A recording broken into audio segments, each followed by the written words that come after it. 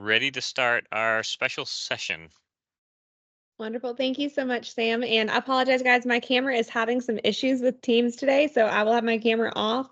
But I'm really excited to be here with you. I'm going to go ahead and request to share my screen to go ahead and get started with the presentation. Wonderful.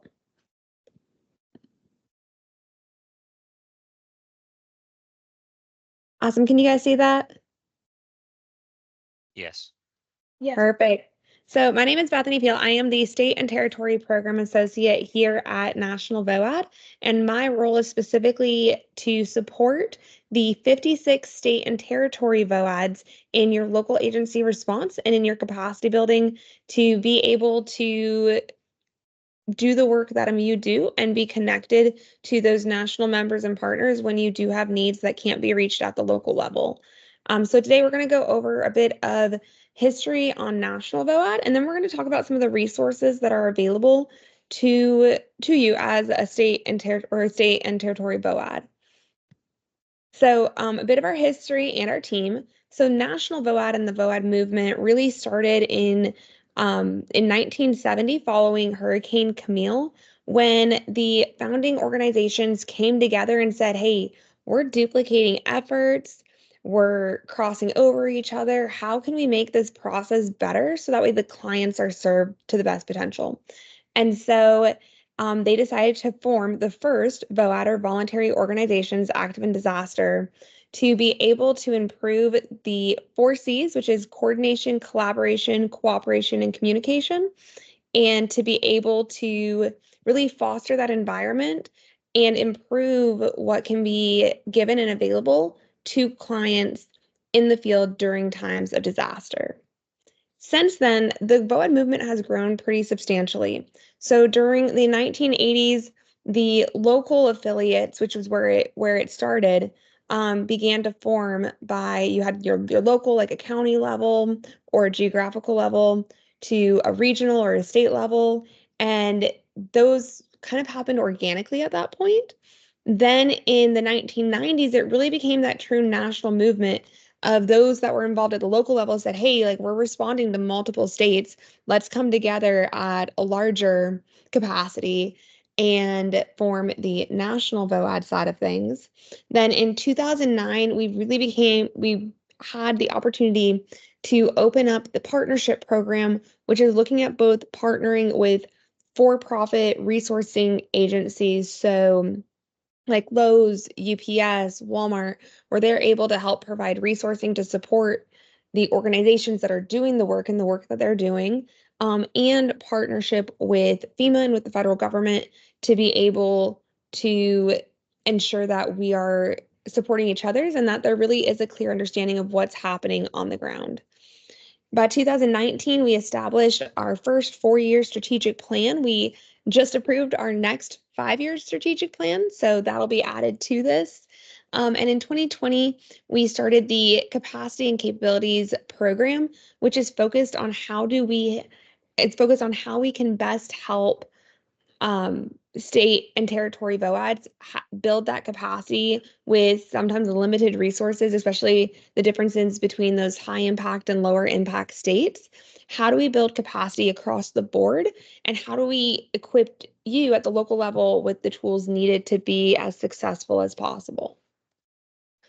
At National VOAD, we have our vision, which our vision is currently being looked at again.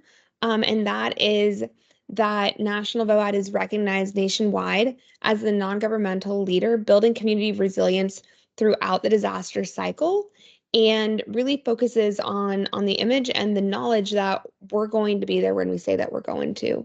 And that our leaders are working together to help build the communities and build those strong, resilient communities across the country, no matter the size.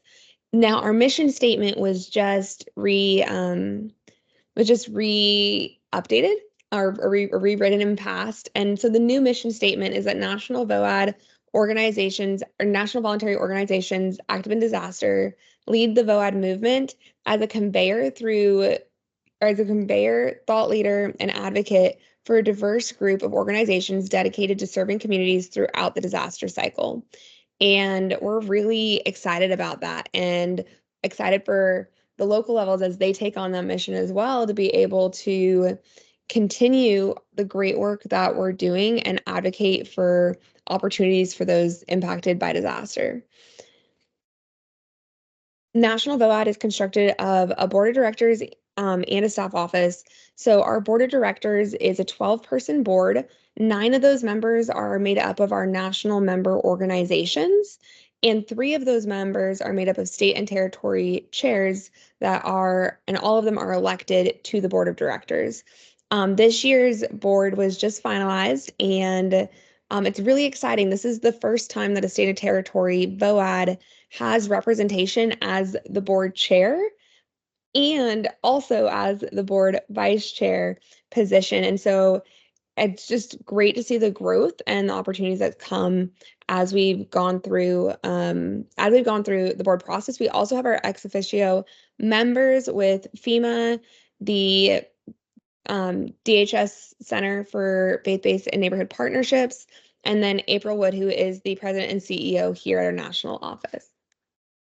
For our team at National, we have our president CEO, April Wood. Many of you may recognize her. Jessica Vermillier is our current interim director of operations, and we're hoping to have a full-time director of operations in soon. Amelia Mendizabal is the director of programs. She oversees member relationships. Justin Wilder is the manager of communications and support services. So if you have issues with the website or any questions regarding communications that are going out, he's your guy to go to for that. David Wallace was just brought on as our new IT program manager. Very excited for that. Myself in supporting the state and territory roles, and then Lawrence Graham was also just brought on, and he will be looking at what long-term recovery program will look like for National VOAD. Out of our staff, if at the local level, if you guys have a need that needs to be shared with the national membership, or if you have a question, I am your point of contact. So just let Sam know, and he can go ahead and forward that on to me to support you. So who is the National VOAD movement? The National VOAD movement is made up of 55 national members. Those are your nonprofit voluntary organizations active in disaster. 23 associate members that are also those nonprofit voluntary organizations. 56 state and territory organizations like Maine VOAD, which is one of those 56, and 23 partner organizations that help with resourcing and supporting the members.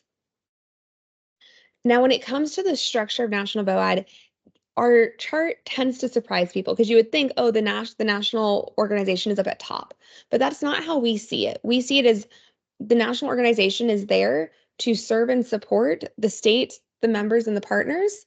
And then all of that goes together to support the local VOADs, the local long-term recovery groups, and the local community organizations active in disasters. It's how we can come together to be able to support the clients and to support the communities that have to face these impacts, both during disaster, but also before the disaster hits. National VOAD movement, as I said before, it is a wide group. So we have faith-based partners. About 57% of our membership is faith-based and 43% is secularly based. Representation really expands across the board. Team Rubicon, American Red Cross, Salvation Army, Islamic Relief, they are all part of the movement and all part of serving communities as they're impacted. And we're continuing to see growth. So since 2016, we've seen a 53% growth in the scope and representation at National VOAD. Before we move on to programming specifically available to the 56 state and territory VOADs, do you guys have any questions on the organization?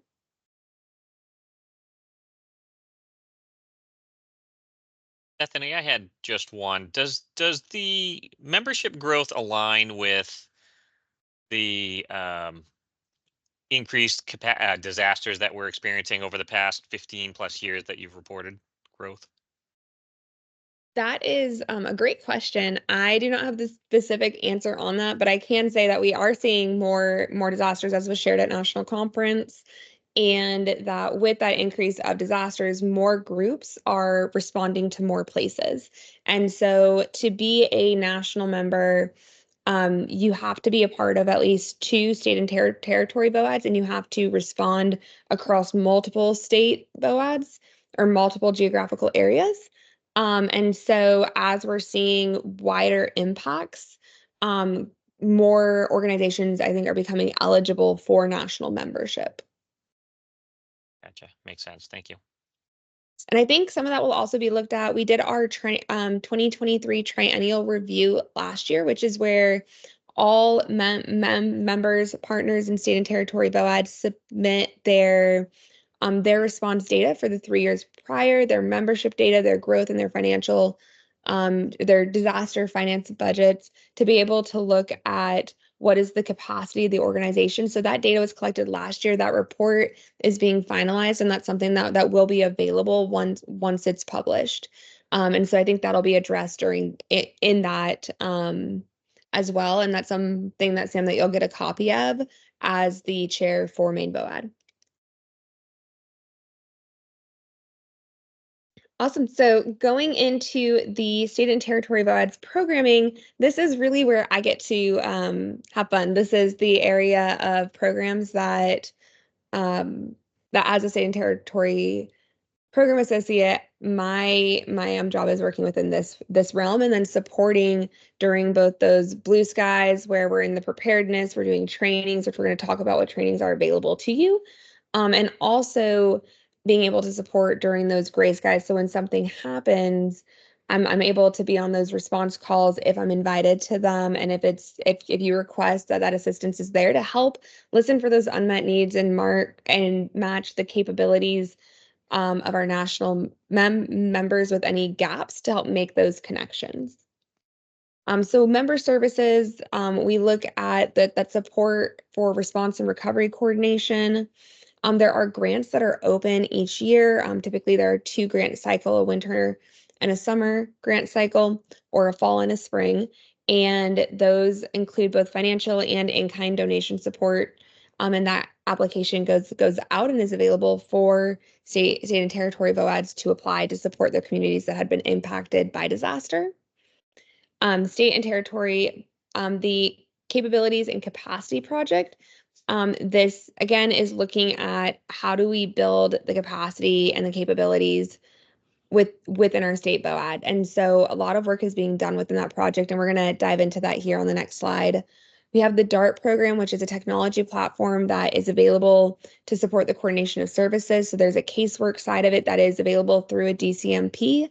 There's also a logistics tracking side of it that can be used for donations management. And then we have the National VOAD Conference, which is our annual conference each year held in May. Next year, it's towards the end of May, and it is in Louisville, Kentucky, which I'm excited for. I lived in Kentucky for about a year and really excited to get a chance to go back there and see some of the work that's been done in those tornado recoveries as well. But the National VOAD Conference is also a benefit that's available through our programs department or through our programs. There is a cost to attending national conference. But it is an amazing experience. And based on available funds, there are sometimes scholarships available to support state and territories in being able to attend. So looking at the 2019 Capability and Capacity Enhancement Project, this is funded through Margaret A. Cargill Philanthropies and really started with taking a cohort out of the Midwest, which is where Margaret A. Cargill Philanthropies is focused on, and doing some pilot programs, conversations, and diving into what resources are best going to be able um, to help with building the leadership capacity, incorporating data technology throughout VOAD. So things like updating the website, the use of ArcGIS, which is an online mapping tool for during disaster and for telling the VOAD story. Increasing diversity among state and territory VOAD membership, really looking in at how do we incorporate our Native American communities within the VOAD movement, and then developing sustainable funding strategies. As I'm sure Maine, you guys probably deal with this. It's pretty easy to find, or it's easier to find funding for those larger events, those higher impact states that are constantly having disasters. But when you are a smaller state or you're not in a high impact area, what are some funding strategies or methods that can be used so that when something happens, that preparedness is there and that operational capacity is there? And so that has been our focus of the grant since 2019. We just were approved for our second grant cycle last year. So we are starting, this is our first year of our next 3 years of the grant cycle, and looking forward to continuing to see what comes out of this project. And then everything that's done within the Midwest then is able to be replicated across the states and territories. So one of the big projects of the Midwest cohort was looking at LEAD 2.0. So LEAD 2.0 is a self-paced online learning management system that is designed to specifically support state and territory VOADs in in that capacity building. And so um, within LEAD 2.0, and it was developed by state and territory VOADs for state and territory VOADs. And so it really is an on the ground look at that. So we have 8 modules, everything from what is a VOAD to different governance structures, how to support member engagement, community engagement, financial structures, and communicating and branding standards within the VOAD movement. Also within this program is the media library, which is a toolkit of all the tools available. So I thought it'd be fun to go ahead and open that up and show you guys what this tool looks like. So on your homepage, once you have access, and actually I'll start with who has access to this. So every state is given four users, and those users can be rotated. So if you're interested in taking this training, please let Sam know. He can do the request. And once I receive that, then I can give access and someone can keep access, or if there's multiple people looking to explore this program, once somebody has finished, we can remove that access and assign the user profile to a new user. Within here, we have our courses. This again is where we're looking at the different modules. Um, and my favorite part though of LEAD 2.0 is the courses, but then also this media library. So if you're looking for a sample membership agreement, you'll be able to find that in here. A bylaws checklist, sample bylaws, different policies. You have a new secretary and you're looking like, hey, how do I want to write these board minutes? These tools are available, they're downloadable, and they're consistently being updated. Right now, we're working on a coordination call template, which hopefully will be up soon, and that's in the final review process. But then to open it, you would just come here, you'd go to view, and that would allow you to view the tool, print the tool, and use that to um, use that within your VOAD should you choose to, or make changes to it to fit what your unique needs are. Do you guys have any questions on LEAD 2.0?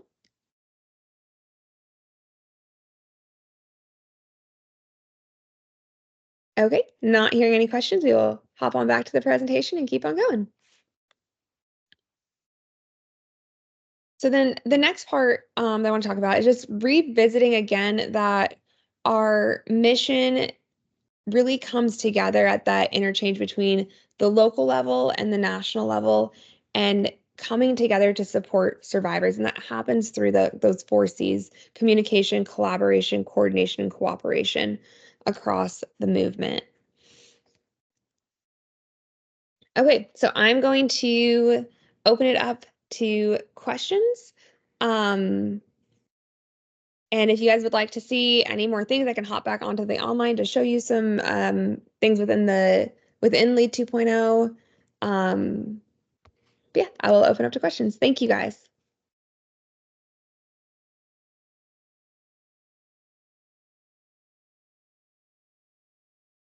Bethany, I really appreciate you taking that time. I know this has been planned out quite in advance. What do you see as the biggest challenges National VOAD is facing as we have these significant increasing number of disasters? Are you seeing a common theme like volunteer recruitment, capacity to handle all the disasters?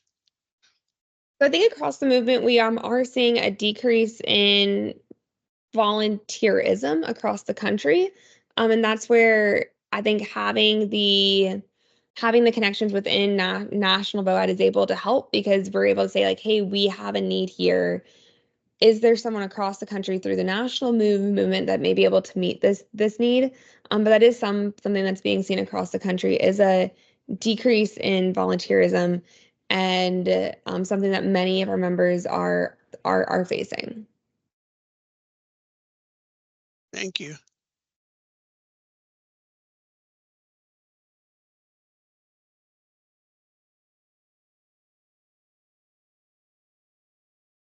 Go back over here. Anybody else have any questions for Bethany? Anyone excited to hop on Lead 2.0 and request access? I have one request already. Woohoo! Awesome. And I will make sure, Sam, that you have the link for that. Perfect. Sophie, I get your Bethany, this is request. Sophie with the American Red Cross. Thank you so much for being here today and sharing this great information. I'm wondering if you would be able to make your presentation available to us. I'll need to go back and check with that. But if it is available, I will share that with Sam. Thank you. That'd be wonderful. Thank you. We'd like to share it with our other partners. And Sophie, we've actually recorded this presentation, so we'll have that available as well. Awesome. And will you be sharing that out, Bill, for us? It'll be in the chat here. I probably won't be putting in the chat because of the recording, but we will make it available. I believe Nikki was able to put that in the past on the actual website and make a link for it. So once we have that information, we'll let you know. That's great. Thank you. Good questions. Bethany, as always, my questions are always coming to me in the middle of the night. I don't have any now, and I have the luxury of reaching out whenever I do or seeing these folks in person. So I wanted to thank you again for putting some time together for this. This is super helpful. I tried to explain to folks that it's really hard to understand what VOAD means and put your arms around it until you go out to a national conference or a members meeting, or you get to interact with some of these folks and realize how important and necessary and powerful these collaborations and coordinations and communications and how all of that really ties in. One of the things I wanted to commend, I really like how they put National VOAD kind of at the bottom, because I always speak in Maine. I always speak about in Maine VOAD, we're kind of the glue that just tries to work everyone together. We really wouldn't exist without the members, and I like how you shared that in the presentation today. So that's very nice. But great job as always. Thank you for joining us. Well, thank you for having me. So I'm glad to be here, and I'm glad to support any way that I can when it comes to Maine VOAD and all of the VOADs. Yeah, can we put in a request to do a national conference out here someday? Yeah. Well, fall members meeting is always a that is hosted We could figure that by a out. member organization. So if you're interested in that, reach out to Amelia. All right, maybe we'll start noodling on that one. I know we're at the end of the world, but yeah, but we have lobster. No other state can claim to that. Yeah. I've heard that Maine is beautiful in October. So Yep. For those on the call that don't know, I'm based out of Central Texas, so it is our hot season here. And but I support out of our DC office from Texas. So I'm in the San Antonio area. But thank you guys again, and I'm happy to answer any questions, or if you think of any, please let Bill or Sam know, and they're pretty good about getting those to me. Thank you so much, Bethany, and for your work and service. I can say working with Sam and working with National VOAD has always been a pleasure, very supportive. And again, I think your model that you described, as Sam said, National VOAD's there to serve, and you have done that. So thank you so much for your work, and the best to you and as you continue to make strides. Thank you. Y'all have a good day. Thank you, everyone. Thank you, everyone. And just a reminder, our next training session will be on pet sheltering. Actually, it may be a record-setting training session. We have close to potentially 80 individuals attending on Thursday. So I hope everybody stays cool, and we'll see you on Thursday, if not next month. Thanks Thank again, you. Bill. Thanks, everyone.